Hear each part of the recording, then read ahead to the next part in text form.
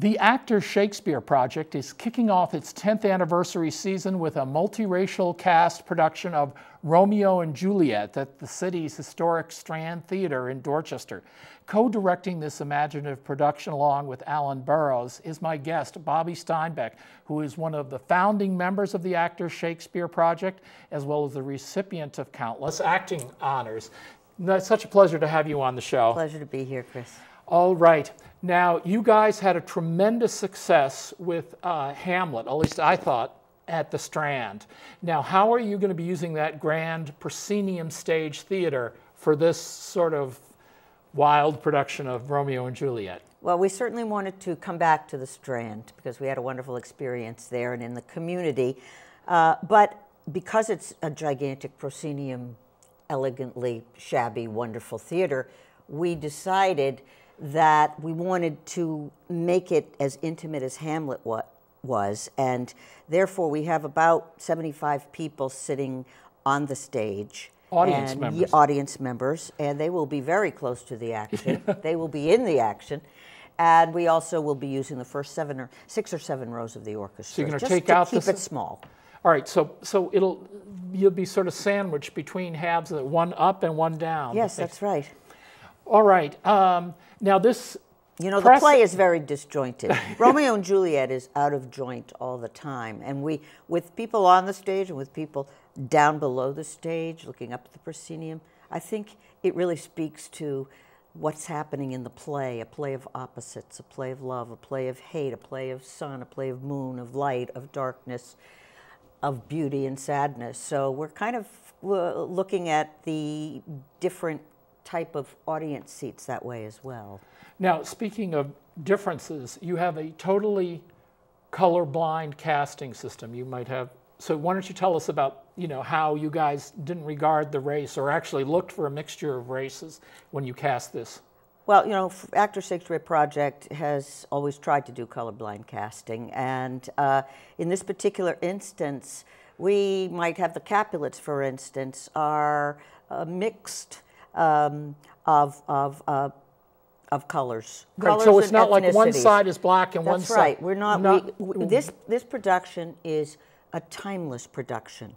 We are at the Strand Theater in Dorchester. We are today. We are hundreds of years ago in Verona. We are in the future, because what we're doing with this particular production and why it resonates through the ages is that these kinds of things are still happening. Sure. Everywhere. It's not just in a neighborhood. It's in all neighborhoods and all cultures. And we're not specifying, and we didn't want to do that with the cast either. So we have people from South America, we have people with Filipino heritage, with Korean heritage, with African American heritage, and even some folks who are white. So it's now you guys are very much involved with the community, and this play in particular is popular with schools. So you have many school performances, and so what is it like for you to work? First of all, you have a man and a woman directing here. What is it like to work with your artistic director as co-directing this? How do you split up the work? Or well, so far So far, we have just been having a wonderful time together. It seems that, in spite of some trepidation that I think probably both of us had, because you don't find a lot of co-directing of plays. I really tried to find co-directing situations, and there are hardly any. What's wonderful about this for us is that Alan and I both have very fertile brains, and we've known each other for a long time. And at this point, we're finishing each other's sentences. Mostly he's finishing mine because I forget words, but he being so much younger. But it's wonderful to just bounce off of each other. And we seem to be pretty much on the same wavelength. But suddenly, Alan might say, you know, what if we think of the opening this way? And I'll listen to that because I had my own idea about the opening, which he signed off on. And it was brilliant. And it depends. We thought we'll put it aside, we'll talk about it, then we'll think about it. And we'll look at it when we get into rehearsal. So also another wonderful thing is in our new rehearsal space in Somerville, we have 2 spaces. So I can take a scene and Al can take a scene. That gives us double the time, really, though we will be working a lot in the same room. But it does give us that opportunity to just say, take Romeo and Juliet off and work. I could work the balcony scene while Al could be working with Mercutio and Benvolio, for instance.